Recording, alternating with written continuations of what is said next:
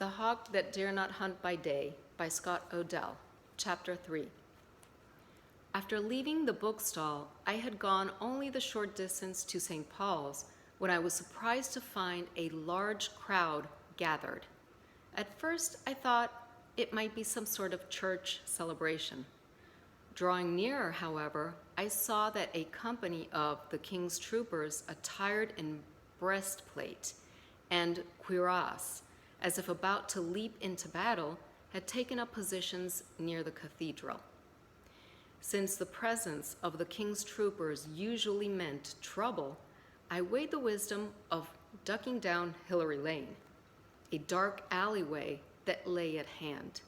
But instead of fleeing, I slowed my pace to a sailor's walk. I was 16 then and less cautious in the face of danger than I am now. At the center of the square, surrounded by a jeering crowd, were 5 men on seedy horses. The men rode bareback and, what was even more peculiar, awkwardly rode backward, facing the horses' tails. Around each of their necks hung a coil of rope, like a rough necklace, and attached to the rope hung books and pamphlets of various sizes.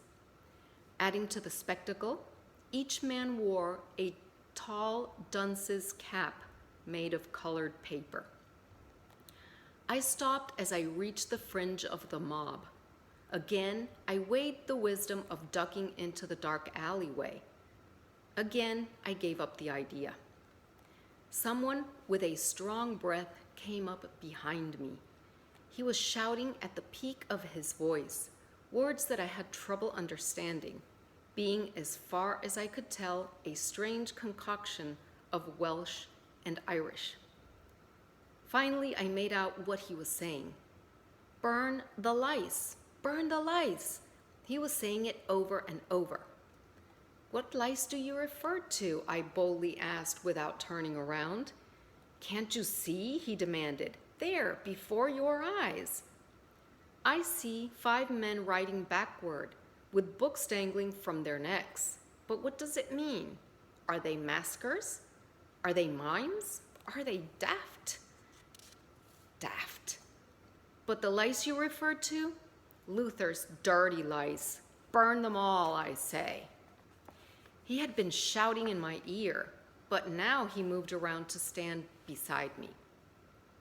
He proved to be a tall, thin individual in gray, flat-brimmed hat and a gray blouse. He had a knobby, pale nose, larger than noses usually are, with nostrils that were upturned so that you could, if you wished, look directly into them. I had the feeling, as he stood there staring, that his nose was a double-barreled pistol pointed directly at me. He was the gentleman who had been dogging my uncle's footsteps, the one we had seen rowing around that morning. "Burn them all," he repeated, casting a bilious glance upon me. "Any objections?" "None," I said firmly. "None that I can think of." He was carrying a walking stick as long as he was tall.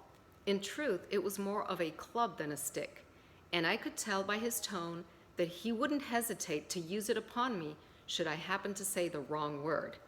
"None," I firmly repeated, "but I don't understand why the 5 men ride backward." "You don't understand, you say? Where have you been? What are you, a foreigner?" "A sailor," I said.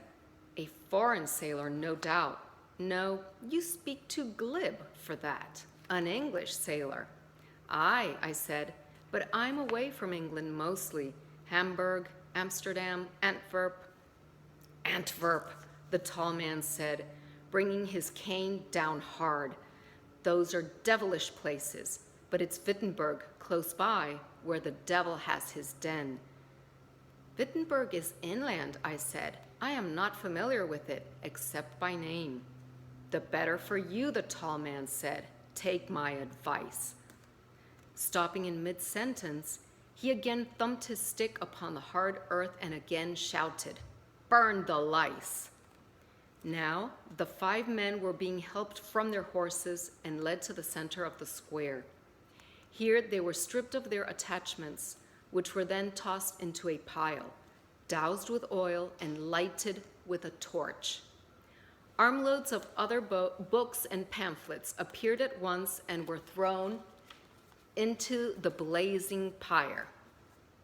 The mob cheered as the flames leaped high and the smoke curled away on the cold wind.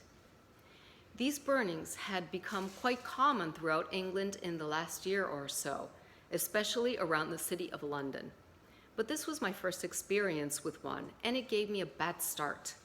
The curses, the clenched fists, the stomping feet, the evil faces on all sides, the stench of the mob struck me as an ugly spectacle.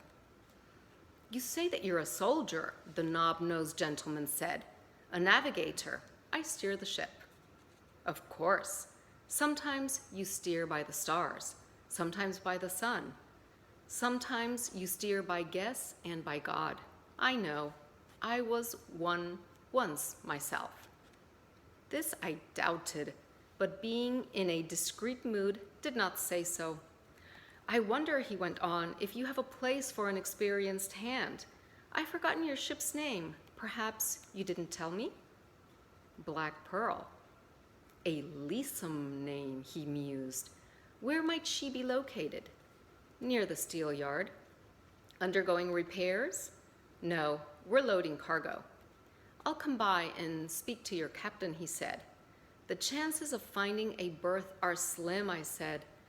There was a small patch upon his skin, and he began to finger it thoughtfully. "What is your name?" he asked. "Tom Barton." "Mine is Belsey," he said. "Herbert Belsey." He held out his hand, and I took it, but only because it was thrust on me. Thereupon, he turned away and crossed the square, moving rapidly with the heel and toe, the springing gait my uncle had once described to me. As I watched Belsey join in, the crowd gathered around the burning pyre.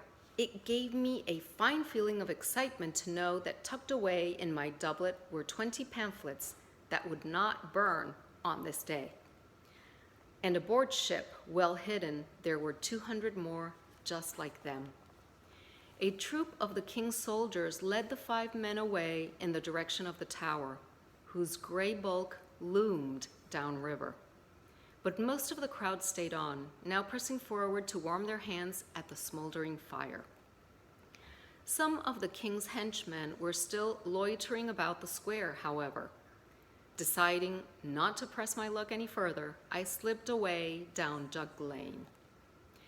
At the first turning, I stopped and glanced back along the path I had come, half expecting to see the tall figure of Herbert Belsey. That we had not met by accident was certain. Belsey had rowed past when we were moored at London Bridge. He had spotted our ship, had followed me to St. Paul's, and deliberately engaged me in conversation. But for what purpose, I asked myself, and why had he dogged Uncle Jack's footsteps when we were last in London? End of chapter 3.